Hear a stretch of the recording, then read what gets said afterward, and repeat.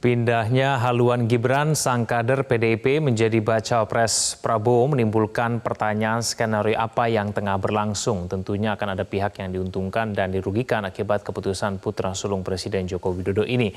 Skenario politik apa yang tengah berlangsung pada saat ini kita akan mengulasnya bersama dengan Hanta Yuda, Direktur Eksekutif Poltreking Indonesia. Mas Hanta, selamat siang. Selamat siang, Egan. Ya, Mas Hanta, dengan Gibran yang menjadi baca pres Prabowo, lalu kemudian Mahfud berpasangan dengan Ganjar Pranowo, apakah ini memang skenario-skenario yang memang sesuai dengan keinginan dari Pak Jokowi, Mas Hanta?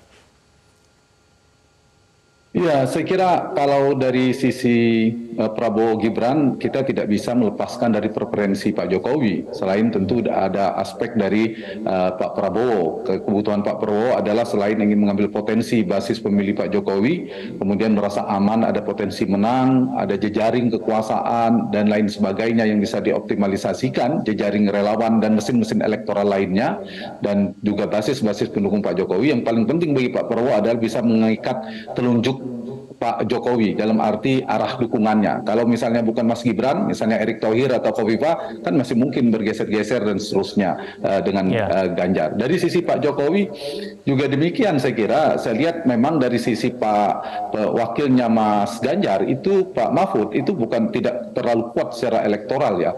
Kalau misalnya Pak Ganjar lebih cenderung mengambil cawapresnya tadinya Ridwan Kamil yang sempat hampir 90% potensinya, bahkan Ridwan Kamil mengatakan akan seminggu lagi ada breaking news dan seterusnya, itu memang menjadi pasangan relatif yang tanda petik berbahaya bagi Prabowo, akan relatif kuat ketimbang berpasangan dengan Pak Mahfud. Itu dari sisi pasangan ya.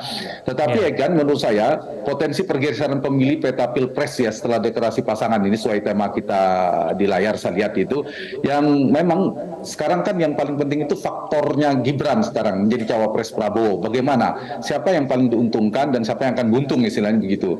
Kalau secara elektoral yang diuntungkan jelas ada dua yang berpotensi diuntungkan. Satu Pak Prabowo sendiri, karena seperti saya katakan dia bisa mengkapitalisasi basis-basis Pak Jokowi yang itu direpresentasikan oleh Gibran. Yang kedua adalah Anies Baswedan, di mana tempat-tempat basis Pak Prabowo, kalau ada basis Pak Prabowo yang selama ini berjarak dengan Pak Jokowi atau kontra, tidak suka dengan Pak Jokowi atau anti Jokowi, merasa kecewa, itu bisa berpindah bukan ke Ganjar tapi berpindah ke Anies Baswedan.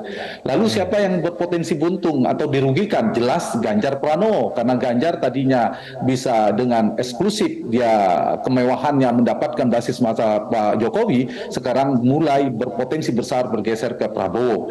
Jadi meskipun Gibran bukan Jokowi, tetapi Gibran adalah Jokowi junior, jadi tidak bisa dipisahkan. Jadi kalau mau dibuka data, ya harus dibuka di mana pemilih Jokowi. Yang pertama, bagaimana arah persebaran dan arah pergerakan dukungan politiknya. Yang kedua, yang harus dibaca adalah bagaimana peta di wilayah teritorial yang besar lumbung suara sekaligus menentukan, Egan, begitu. Dapatkan informasi, download Metro TV Extend sekarang.